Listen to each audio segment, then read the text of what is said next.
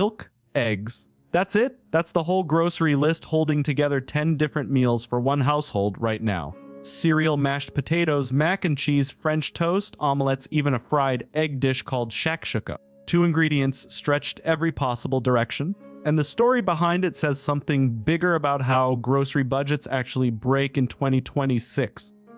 Hey Profiteer, Eric here. Welcome back to Real Money Stories. Today we're digging into a post from the povertyfinance subreddit about the 2 grocery items everyone's watching right now, milk and eggs, and just how far one household can make them last.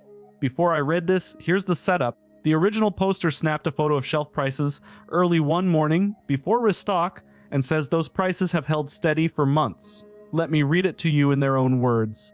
Note, I took this screenshot very early in the morning before they restocked for the day. These prices have been pretty steady for at least 4 months. Lately we are eating a lot of cereal, mashed potatoes with milk, macaroni and cheese, creamy soups, pudding chocolate banana smoothies, omelettes, French toast, hard boiled eggs for snacks or in salads, and shakshouka fried egg dish.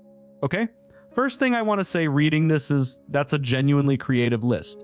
10 meals out of 2 ingredients isn't deprivation cooking, it's resourceful cooking. Shakeshouka smoothies, French toast, hard-boiled eggs as snacks. Someone sat down and actually planned a rotation so the same 2 staples never feel repetitive. Most people don't give themselves enough credit for that kind of effort. I've been writing about money for over a decade now, and the pattern I keep seeing in threads like this one is always the same. People treat we're eating a lot of eggs as a confession like it's something shameful to admit. It's not. Eggs and milk are 2 of the most nutrient-dense, cost-efficient foods on the planet. Building a week of meals around them isn't a failure of planning. It's good planning done under real pressure. So let's talk about what I'd probably do in this situation and the frameworks behind why it works. First, the cost per nutrient rule. Instead of asking, is this expensive, ask, what am I getting per dollar? A dozen eggs at $4 or $5 works out to well under 10 cents per gram of protein, even though each egg itself costs around 35 cents. Milk does something similar with calcium and protein per ounce. And here's why that matters.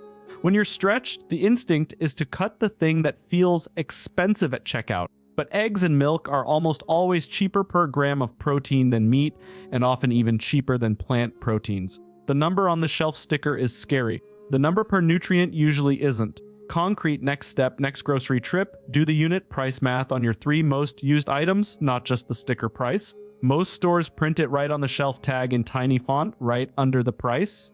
Second, there's an actual government framework for exactly this situation called the USDA Thrifty Food Plan. It's the model the government uses to calculate SNP benefits, and it's built specifically around getting complete nutrition at the lowest possible cost using staples like eggs, milk, beans, rice, and oats as the backbone.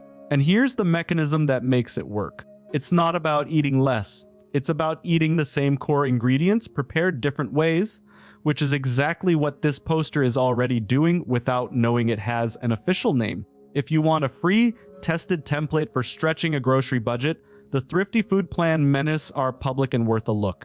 Now, the obvious answer here is just buy in bulk when prices dip, and for a lot of groceries, that's right. But there's a wrinkle most people miss with milk and eggs specifically, and it cuts differently than you'd think. Eggs stay good for 3 to 5 weeks refrigerated, but milk turns much faster, usually within about 2 weeks. So it's milk, not eggs, that really punishes bulk buying. Eggs are actually one of the more forgiving items to stock up on. The fix for milk is buying to match your actual use rate and freezing what you can't get through in time. Milk can be frozen in small portions if you're willing to shake it well after thawing. Concrete next step, stock up on eggs when they're cheap, but only buy the milk you'll realistically drink in the next week or 2. Third framework, loss leader shopping.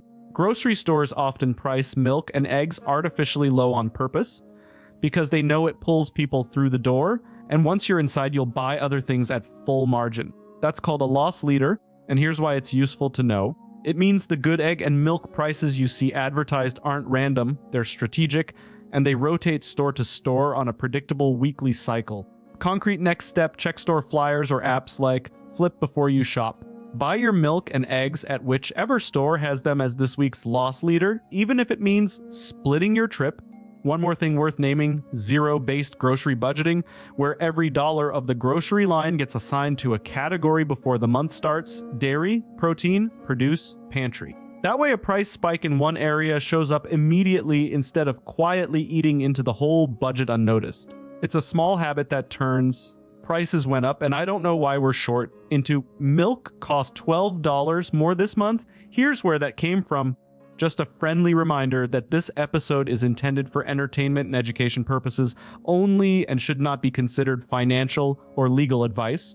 If your grocery budget is genuinely underwater, a nonprofit credit counselor can help. So can a benefits screening tool like findhelp.org? It points you toward programs like SNAP or GUIC. Here's the so what? This post got over 700 comments, which tells you it's not really about one household's egg carton. It's about a much bigger principle. When money's tight, the smartest move usually isn't cutting things out. It's getting strategic about the few staples that give you the most nutrition and the most meals per dollar. That's true whether you're working with a $5 grocery gap or a $500 one. If you found this helpful, share it with someone dealing with the same thing. Until next time, stay profitable.